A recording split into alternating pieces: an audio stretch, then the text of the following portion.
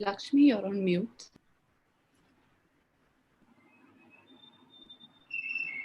I was just asking Aparna if we are still not started yet. Yeah.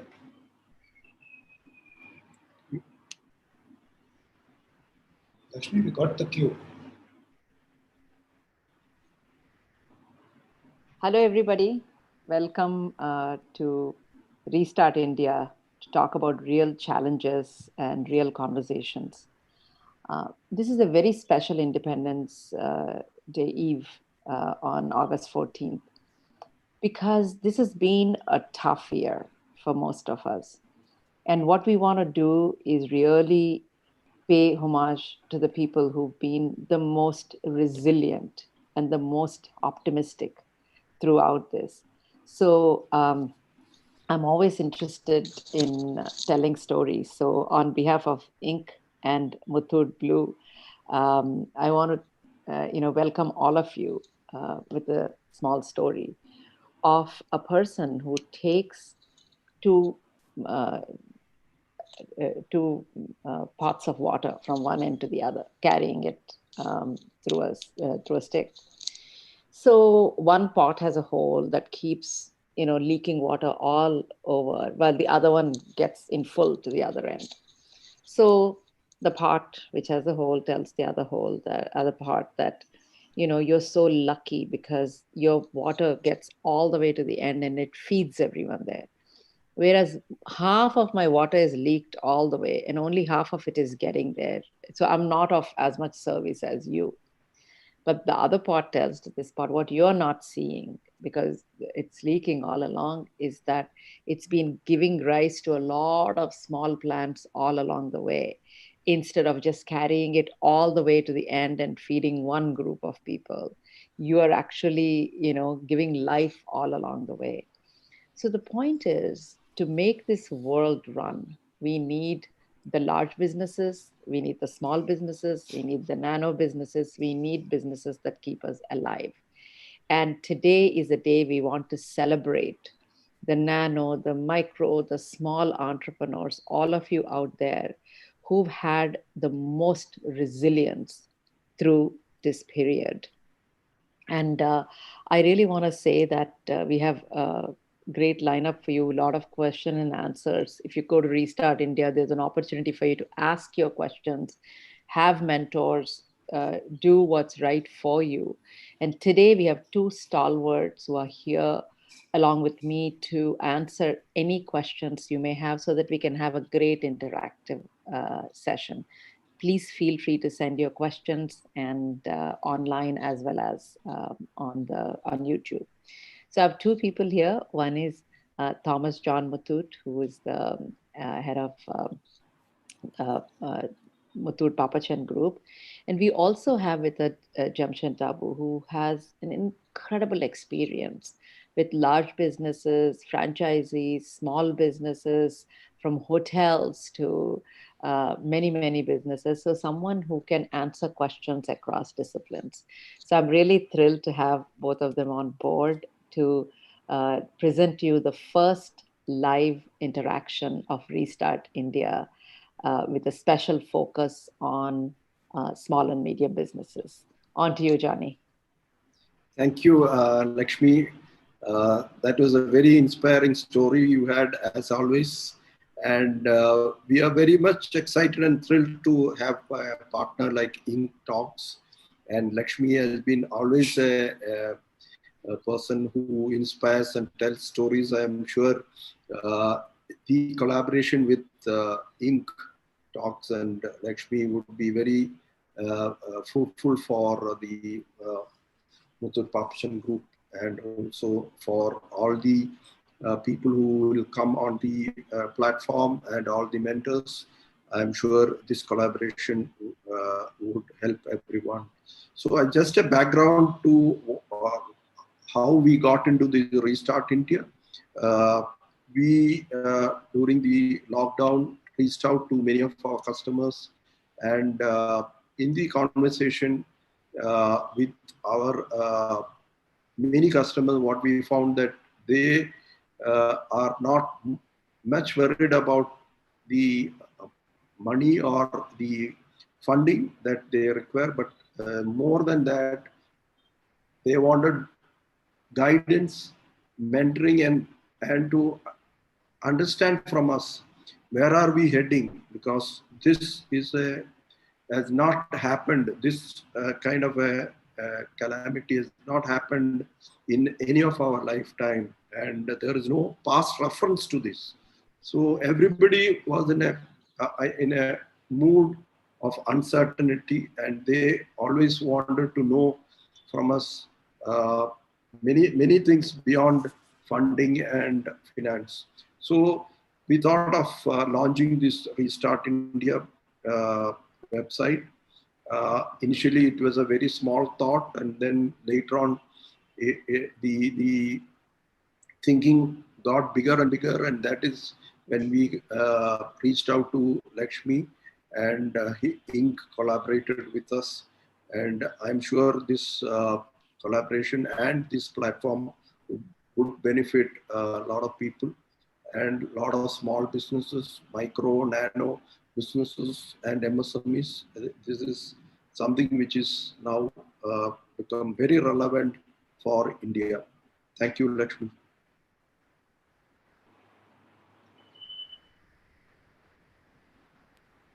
Lakshmi, you're on mute. Yeah, and sorry, I was on mute. I apologize.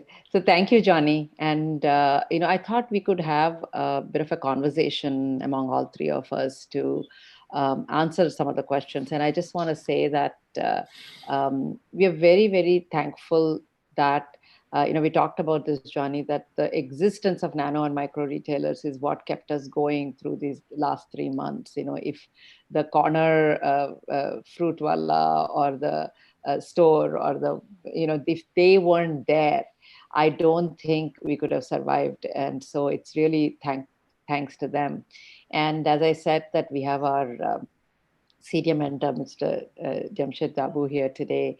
And so just a little bit of a background. As I said, he's been to through many sectors, but to be more specific, and he's an independent advisor to consumer retail and hospitality space. And last thing he's been with Trent Hypermarket Private Limited at Tata and Tesco Enterprise. And he's been with Tata Administrative Services, which is when we went to business school, we said that one of the toughest things to get into. It was like every business school graduate's dream to get into TAS. So he's gotten into TAS in 1986, and he's been with Tata Group for nearly 34 years. So prior to Trent, he was the head of consumer and finance and advisory business at Tata Capital. He was also the COO of various divisions of Indian Hotels and CEO at Tata Quality Management. As I said, he's a through and through Tata man, and thanks, Jamshed, for your time today. And I mean, what a few months it has been, the last few months, So I feel like the past few months have taught us the real relevance of small businesses. They're more needed for our survival than we have ever known. So what are you and maybe after you, Johnny, both of you can give your thoughts about the importance of small businesses. Thank you, Lakshmi. Thank you, John. This has been a fantastic initiative, and I'm so privileged to be part of this journey, as it were, as we restart the nation and get it ticking. And I think that the target audience that we've chosen is, in fact, the right target audience for us to kickstart this journey. Throughout my career, and certainly in the last 10 years as I was heading a food retail business, I had the utmost respect for the small retailer.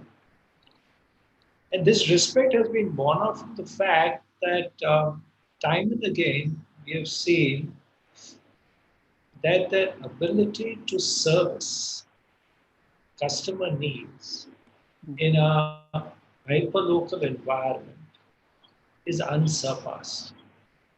And that ability to service customer needs is based on a bedrock of a very good, strong, intuitive understanding of what customers want, really want, Yeah. backed by an agility and a nimbleness to keep modifying their business model as the customer journey changes. We used to often wonder as to how, with our great stores and great prices and great variety, people would still continue shopping with smaller retailers, smaller only in size and not in quality. Quality is as good as anything else. And to my mind, I think it is these very qualities which always existed, which came out into the fore in these troubled times. And it is that same resilience and agility which was displayed by them, which actually not only saw them through, but certainly saw all of us.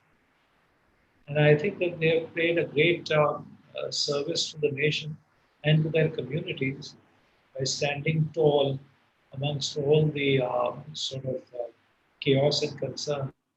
That, so I, for one, have the deepest of respect and admiration for the role that they have played and continue to play in the growing Indian economy or the restarting of the economy.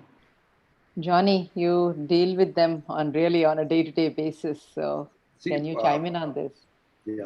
So what I just want to add to what Jamshed was saying, see, they are the ones who were the last mile supplier for all the essentials. They were the suppliers, if you look at the MSMEs, which also uh, were operating during the lockdown, many of these essentials, uh, food processing and related MSMEs were small enterprises, micro and small enterprises were functional. What we also have to see at this point of time is that uh, after agri sector, they are the largest employer in the country. So during this lockdown, these people, these micro enterprises could continue to provide employment for a large section of people when many of them went without jobs. These enterprises continue to provide jobs, continue to provide the income of these people. So I think this is a very important segment and sector for India, and the relevance of these sector has uh, really been felt by every citizen in the country now. Yeah. I was giving a talk at a conference recently, and I was telling them that there are over 60 million small entrepreneurs, and it was an American audience. So I was telling them, if you take the entire Pacific Northwest from Vancouver, British Columbia, down to, California, and you add Alaska, all the other things of Montana, things extended Pacific Northwest, it's 60 million people. So that's how many small entrepreneurs we have in India, just in one sector. So Jamshed, from if you look at the large industry trends in retail, especially now, there are mall shutdowns and large shop shutdowns and all that stuff. So what can we learn about the small entrepreneurs, especially in what ways the behavior of the buyers changing? So what are some of the tips we can give to the small entrepreneurs, especially with the absence of big businesses? See, I think the, this entire period has, in many ways, for many kinds of retail, changed the paradigm rather completely. Mm-hmm. And I think it's important that anyone who's in the retail space can recognize this shifting paradigm so that they can respond effectively. I think the first shift that has taken place is the need to have a very clear approach to digital. Mm-hmm. Now, digital is not heavy systems and hardware. Digital starts with being a mindset, Mm-hmm. and it is essentially a way of life in business. And I think increasingly, customer expectations would be that, irrespective of the size of the enterprise, the digitization of the enterprise is a must because customers will increasingly pay importance to digital interaction and digital transaction. Mm-hmm. The second thing is that customers, due to various reasons, are now expecting what I would call 360-degree convenience, which is that I need to be able to access products and services the way I choose and not the way the producer of the product and services choose to give it to me. And I think small retailers who are closer to customers and therefore more nimble can actually leverage this quite a lot. To my mind, there was a time when retail was driven by price, and I'm talking about retail in the middle and lower middle section of the price band. I mean, food retail, affordable apparel retail, and so on and so forth. I think it was driven a lot by price, and therefore people were willing to go the extra yard of inconvenience in order to get a better price. I think that paradigm has changed completely. And smaller retailers who are perhaps, in a way, sort of getting affected with this price drop in the environment can now hope that the price drop will not be the driver for consumers to go into this 360-degree convenience that we are offering. So that's the other trend that I see quite clearly coming through in retail. Whether you're a large retailer or a small retailer, in fact, large retailers in many ways will have to act like small retailers if they want to succeed. Now, digitization is not only customer facing. I think as retail will have to make sure that they're using digitization end to end. And it's already beginning. I mean, government is opening up, platforms are coming up, and the idea is that retailers and small companies need to get on this faster, sooner rather than later. So that's the other big trend that I see. And the third trend is towards trust. I think it's customers need to trust the source, be it the retail source or the manufacturing source of the product or service that they are. Because no longer is merely just a name on a tag sufficient. It is necessary but not sufficient for someone to engage with and buy a product. And therefore, small retailers, if they can up the trust end, if they can look at the look and feel of their store, look at the hygiene, look at the layout, and build that sort of trust around the product, I think they would. It's not a nice to do anymore. It's a need to do in the government, and people will only start buying products that they can trust. We have to build that trust. So I see some of these as very large trends which are happening in the retail space, which will affect retail permanently. Mm-hmm. Yeah, actually, one of the things when internet first came that was really apparent in the technology industry was that even a two-person garage entrepreneur could have a website as good as a large company, right? So nobody could tell that this was just two people, and that kind of equality can come here also. So Johnny, especially as Jamshed is talking about digitization, you have actually seen some changes in your business. So you want to tell a little bit about the impact of this on the small businesses? So just going back to the statistics, you just mentioned about the 60 million. Of these 60 million, almost 95% are the micro enterprises. And if you look at micro, they employ the whole of 60 million employees, around 11 to 12 crores of people. And so you could estimate that each one would be employing two people. So you can imagine how small it is. And around 95% of these MSMEs are, which includes the small retailers also, are in the informal sector. So why are they in the informal sector is simply because for two reasons. One, uh, they still want to continue uh, in that situation, or they want to still continue as a micro enterprise. Second is because of the hassles of the regulatory difficulties. People don't want to grow. So in the last month, many of these things have changed, and the rules of the MSME has been changed. The turnover caps have been removed. The investment caps have been removed. So and also more of freedom has been given to them.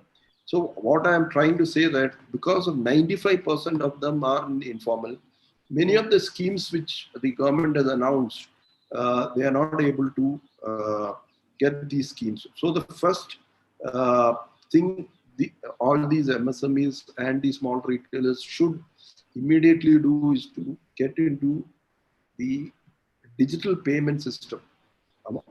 Most of them have got into. They tried it during the demonetization time, but after a while, they went back to the physical mode of payments and collection. Now they have again felt the difficulty, and most of them have moved to the digital uh, payment system. What would enable them, because they have moved into the digital payment system, is that since all of them do not maintain a financial, they don't maintain a financial bookkeeping.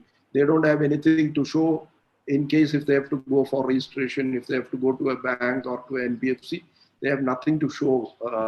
But with the digital payment system, when they are on the digital payment system, lot of information goes to the service provider, who will in turn provide much of this information to the intermediaries like NBFCs and banks, and then that would enable these enterprises to seek money from the mainstream. That would be the first level of formalization of these small businesses. So it's a right path they have taken. If they will continue in the digital payment system, I think most of them will move to the formal, and they'll start getting capital, working capital and funds from NBFCs and banks. And this should be the way, and we should be guiding them to continue even after COVID to be on the digital platform, so that most of their information would be there with the service provider, which will in turn enable them to borrow from the mainstream. And this will enable them, when they get turnover, when they get more of this information, they can move to the next step of registering themselves as a micro enterprise or nano enterprise. So this Right. would be a trend, and they should continue. They should not stop what they did during the demon. Now it's the time they should continue Yeah. with the digital payment system. As we said, it's not a temporary thing. There's going to be a more permanent lifestyle They have change. to So we have to understand that. move. Yeah. And, we have a question from the audience from Harshit saying, my brother has seen a dip in store walk-ins due to COVID situation. His store caters to kids of all ages with toys, baby care products, clothes, etc. Request ideas to boost walk-ins and sales. So do you want to take it, Jamshed, and then I'll add my 2 cents? Yeah, I think, see,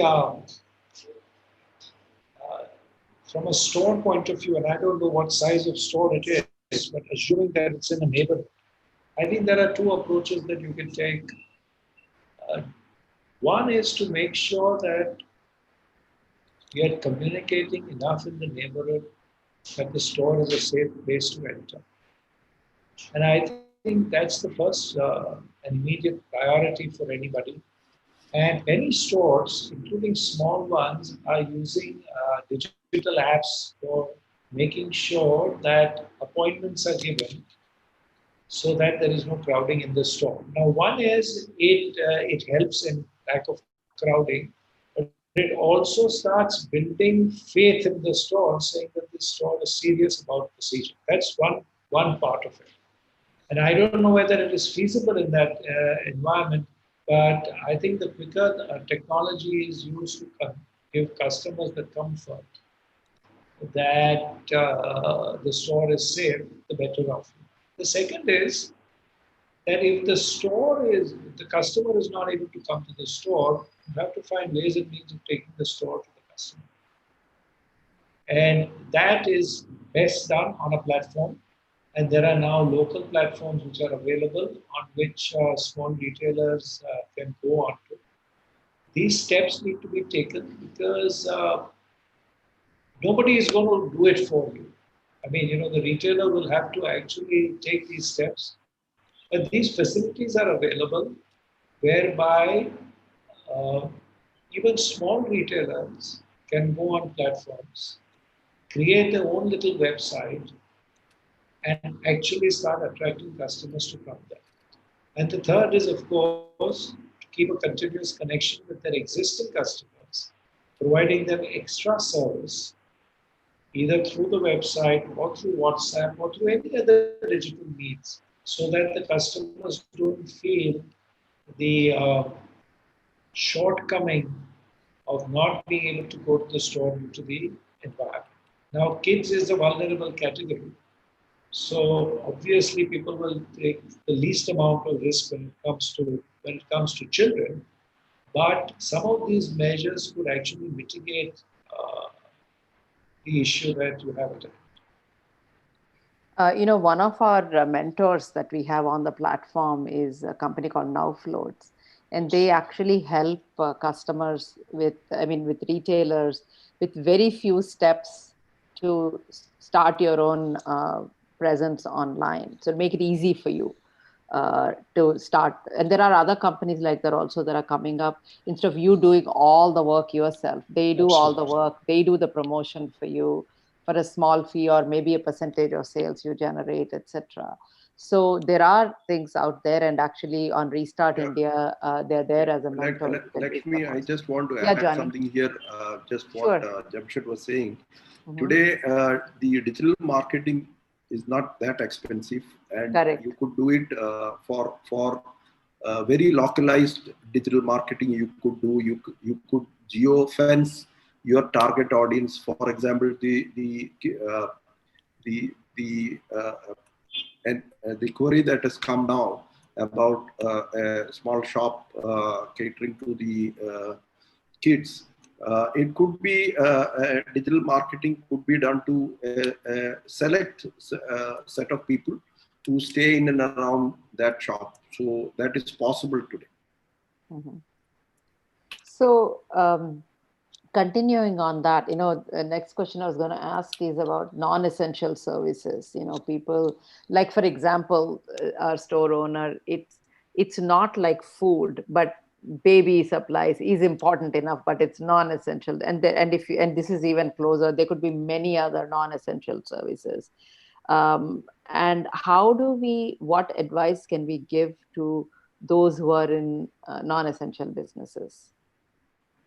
See, I think this is tough. I mean, if you're in a non-essential business right now and customers are not really inclined uh, towards your product, there are 2 to 3 things that you need to do. First is you need to bring down all unnecessary expenditure to conserve cash. I mean, that's, to my mind, the most important short-term measure that you're putting.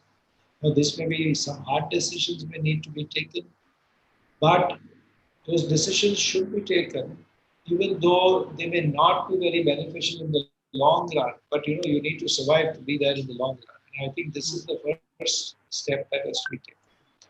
The second could be to see whether there is any way in which to pivot the business model a bit to enter into more essentials. Now, a classic case is what is happening in the sanitizer business, right? So anybody is now making sanitizers. Yeah.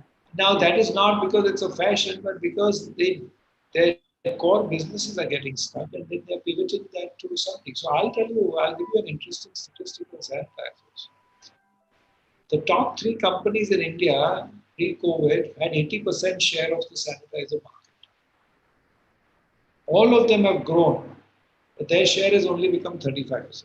So, which means that various other players have taken. Now everyone may not be in a position to get into sanitizers, but I'm just saying to look at what you're offering, to see whether you can modify that offering to make it a little more essential than otherwise.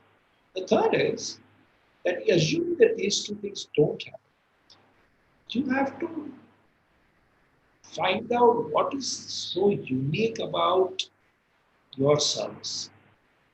And it is that uniqueness that needs to be preserved and projected, because when things start back, people will start coming for that uniqueness and you need to be ready for it.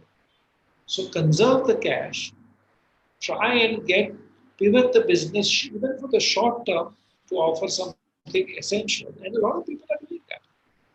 So when the restaurants and all were shut, Swiggy, they were delivering biscuits. So, and they still deliver biscuits. So likewise, even for small retailers, they have to find another way of getting closer to essentials, even if it means it's for short-term survival. And that's what I think we should be doing. Yeah. And I mean, it's so true because, for example, there are many people, I mean, all my VC friends, all my friends are talking to smaller businesses and they're saying, number one is cut all the costs, because that's the biggest thing you can do, so, continuing on that, I think technology adoption is something that we spoke about. And in what way can that help a nano retailer like a street food vendor, etc.? Now we are going from non-essential services to things that we did all the time across our neighborhoods, right? And now there is a lot of worry among people as to, hey, can I eat this or not? And so there's a lot of issues. So in what way can any kind of digital marketing to your hyper local way, in what way, maybe bringing a lot of hygiene into what you're doing, or how can we now help the real small nano street vendor? Yeah, I think that there are certain aspects which have now become non-negotiable as far as customers are concerned. And hygiene is certainly one of them. Yeah. And quality of sourcing is certainly one of them. Now, unfortunately, most of the stuff that comes in, which is sold on carts and really small outlets, is unbranded. And therefore, source traceability is a big issue. Somehow or the other, I think the market can start migrating towards packaging. And if we can help towards packaging of some of these commodities, it might become much easier for the front-end vendor to sell it.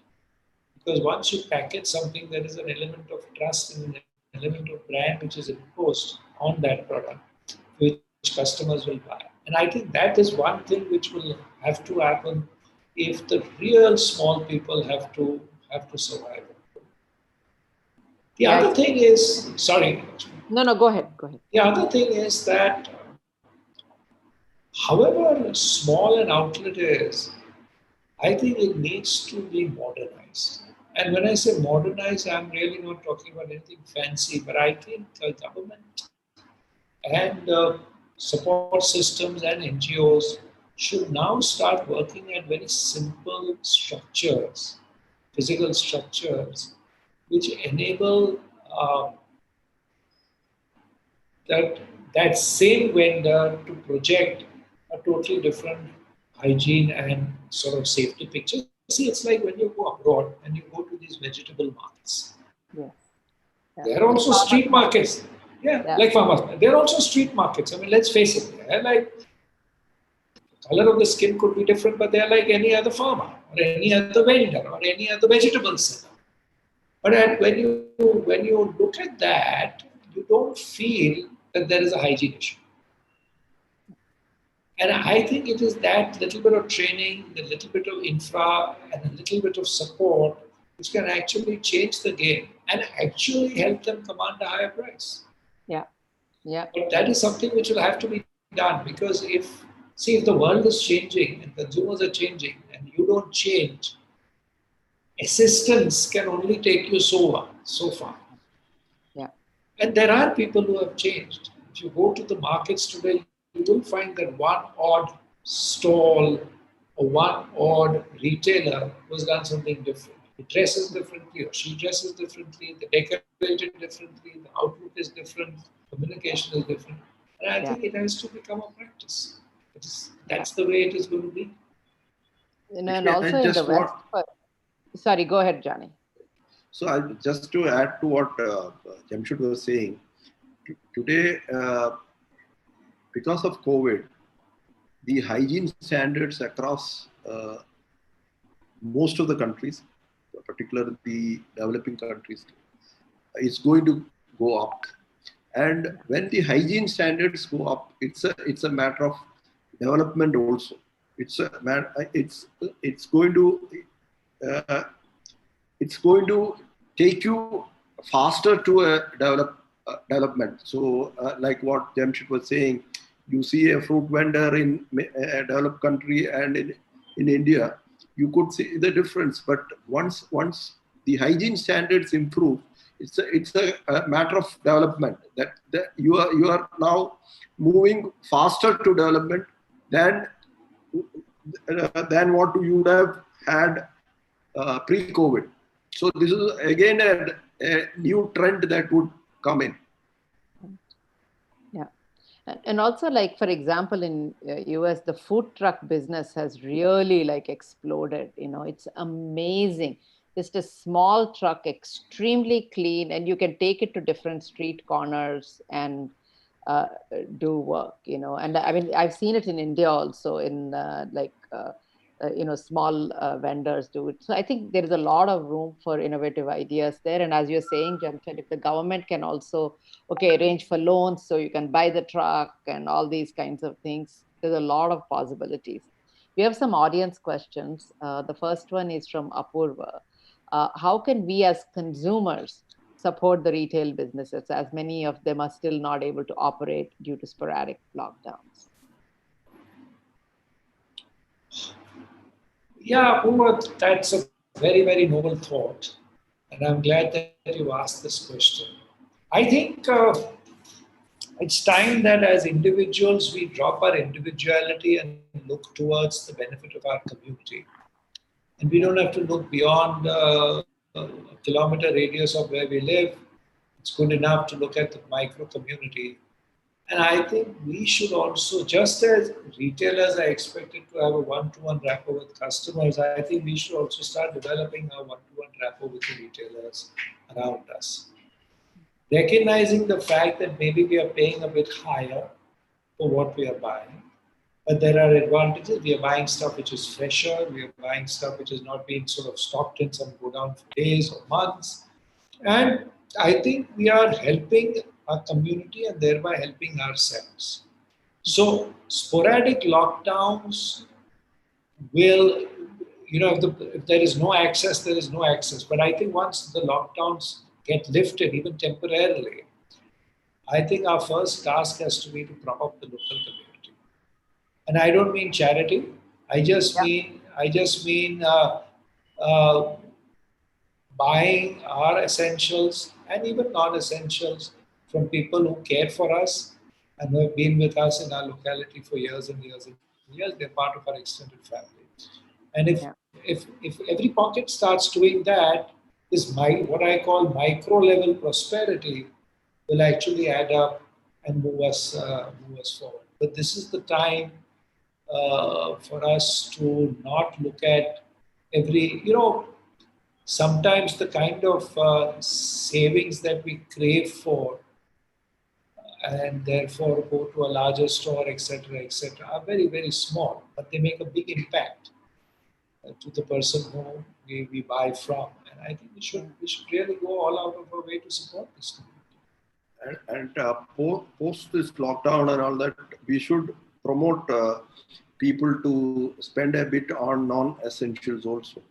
Yeah. That's very important. And also, like, we have seen in our neighborhood, like there is this lady who sells fruit. So all my neighbors, we all go buy from her. While I go to the Nature's Basket probably to get the kind of salad dressing I want that's not available anywhere. But my fruit comes from this lady. She knows exactly what I want, and etc. So that building that relationship between us and the people who are local there, as you're talking, Jamshed, is very, very important, I think. There is another question from Abin Varghese. What resources are required to resume normal business operations after a major disruption to businesses, such as a major viral outbreak or pandemic? So he's saying, in what way, what are all the resources that are required by small businesses?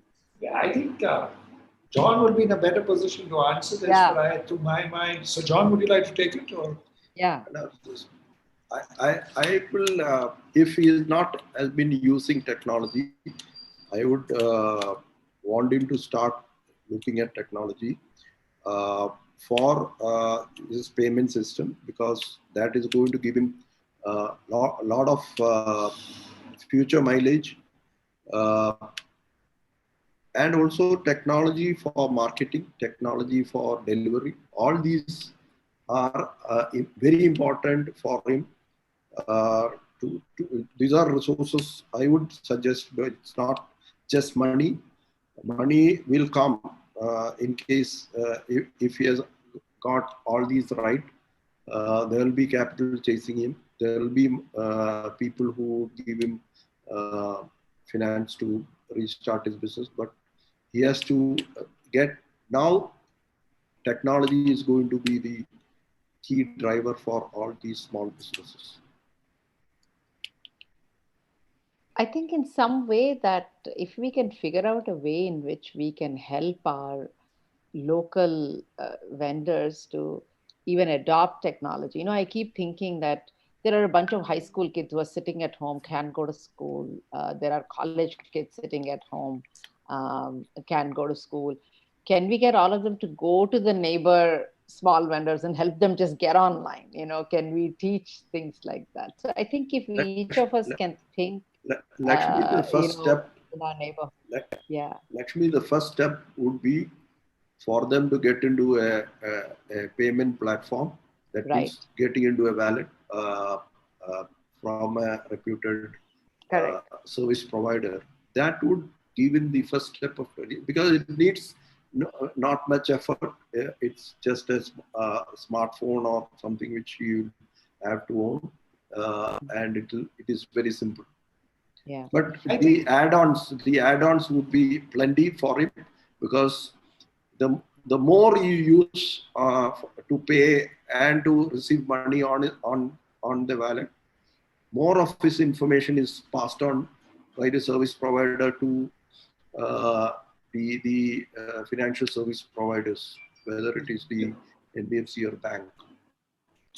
Lakshmi, one of the sorry, Lakshmi, No. Go ahead, James. Go ahead. See, one of the things that I think is a big challenge in India, which you have rightly pointed out, and which I think through an intervention can be worked on, is that of digital literacy. Right. We have become digital users without being digitally literate necessarily. Correct. And I personally feel that a massive digital literacy drive amongst small and medium enterprises would actually change the face of the game. See, Indians we are all entrepreneurial in nature. They're all resilient. So nobody has a reluctance in that sense. But the question is, what do we do? Now, we have so many education platforms in the country, but they all focus towards degree education, higher education, vocational education, and educating. They're actually educating the educated, if you know what I mean. Mm-hmm. Perhaps there is a need for us to create education platforms for getting small and medium enterprises truly into the digital economy without, of course, them having to spend too much money behind it. So there has to be a little bit of CSR in it Yeah. and a little bit of commerce in it. But to my mind, that's the need of the hour. And it could start with, as John is rightly saying, get onto a wallet. Step one. Next month tutorial would be how to build a small micro website for whatever it is, Third month could be how to link the back-end supply chain, whatever it is. To my mind, this digital education could be a big step change in the adoption of technology that is now, as John says, non-negotiable. Yeah. So we have another question. Sorry. We have a question from Piyush Tiwari of Jabalpur, Madhya Pradesh. He's saying that he owns 18,000 square foot factory. Part of this factory can be used for food processing as a packaging unit. He's now in touch with local farmers for bulk packaging and marketing of local produce like millet, jaggery, wheat, chana, etc. So he's requesting some advice on how to get financing or source the right partnerships to go take this ahead, and especially for funding or advice or anything. So John, would you take the funding part? Yeah. So if he's a registered MSME, a lot of interventions have been announced by the government of India. So he would be eligible for that. If he is not registered, he may have to depend on a NBFC or a bank, and he should be able to produce his financials to get a loan.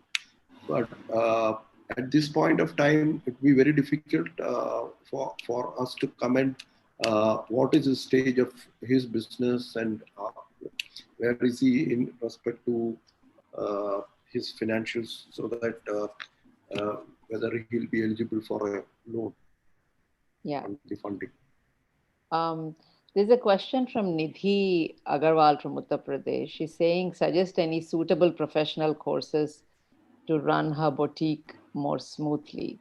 And I think, again, to continue on this, even if it is I think so many things are available on YouTube now. If you just get on YouTube and learn, how do I start a digital payment system? How do I do digital marketing? I mean, all these small courses are available. I mean, that's one thing you could do, Nidhi, as to providing the courses, and, maybe even like, companies that go to people's home and provide services as well. So you can create a digital business to look into it. But I'd like to ask Johnny and Jamshed also, especially Jamshed, because you've been in the hotel and services business, any suggestions on in what way can Nidhi prepare herself better? Yeah, so I am not sure what Nidhi's current problem is, because if she says more smoothly, that means but having said that, I think every business, the first question that every business has to ask itself is, what is it that I'm doing which is slightly unique and different? And to my mind, you need to work towards being clear as to why it is different. And once you are clear about that, the rest will actually follow. Now, I don't know whether this boutique is an apparel boutique or what kind of boutique it is. A beautician or what, we don't know. Yeah, is it a beautician or whatever it is? But whatever it is, that uniqueness factor has to be there, because what will happen is today customers have a lot of choice. Yeah. So if you're not having a uniqueness factor, it will be difficult. Now, if our issues are more towards management rather than getting customers, etc., obviously the solutions will be different. Okay. So actually, they have an interesting question from Srinivasan saying, accelerating small businesses to adopt technology, does it pose a threat in terms of digital fraud, theft, considering limited knowledge?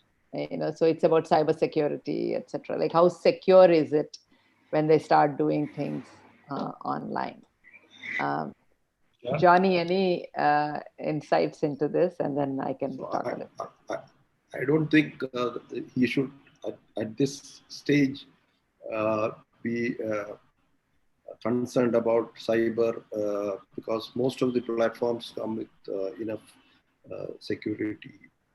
So I don't think that should be a concern.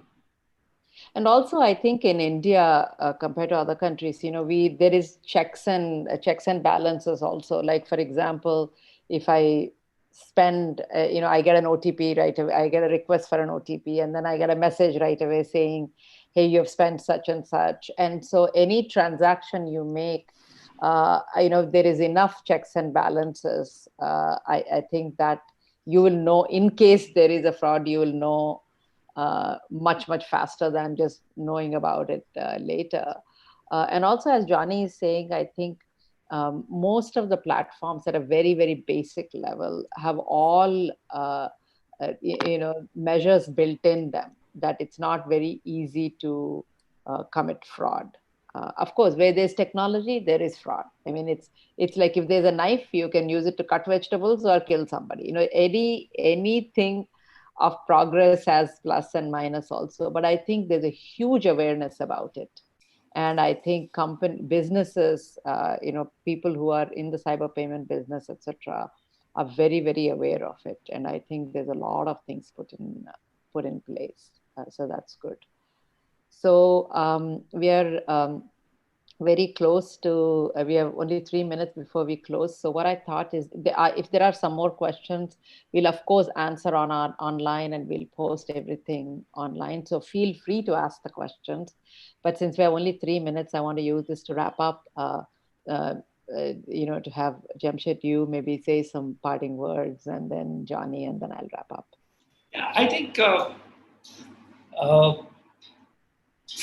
I personally always believe that for our country and our businesses, the future is promising. And the entrepreneurship on one side and the resilience on the other, which many of our businesses exhibit, will carry us through this crisis. That I have no doubt in my mind. Now, it may be tougher on some and not than compared to others, but I think it will definitely carry us through.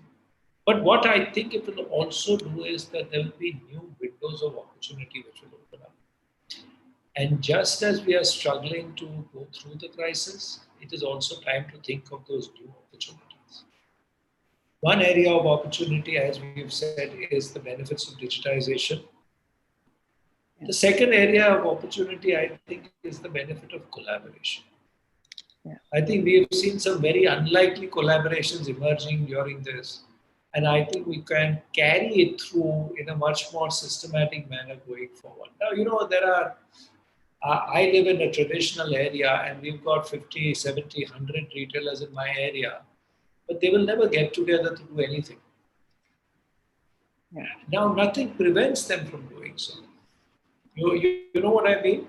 Nothing prevents them from declaring the Kolaba Shopping Festival. Yeah. So that spirit of collaboration will, I think, is a new norm in business, because everybody has seen that when things go wrong, we all suffer. But if we can get together, we can all make a huge difference. So I think that. And third is that the good part is that, you know, when we use MSME and small businesses, we just look at what the conventional definition is. But our farmers are also in many ways small businesses. Yeah. And they have really responded to the crisis. And I think that engine, which has now suddenly woken up, is going to also give a tremendous boost to anything and everything that we are doing. Yeah. And this combination of factors is boding well for a bright future for our country. Yeah. And I'm really happy that on the eve of our Independence Day, we are discussing this and ending on such a happy note. Great.